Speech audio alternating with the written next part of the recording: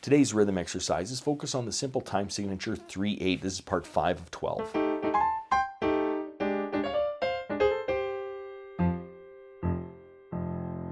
Welcome to my studio, Bach To Basics. This channel is where you can find videos to further your music studies. Now, while I teach my dog how to make coffee, let's read some rhythms.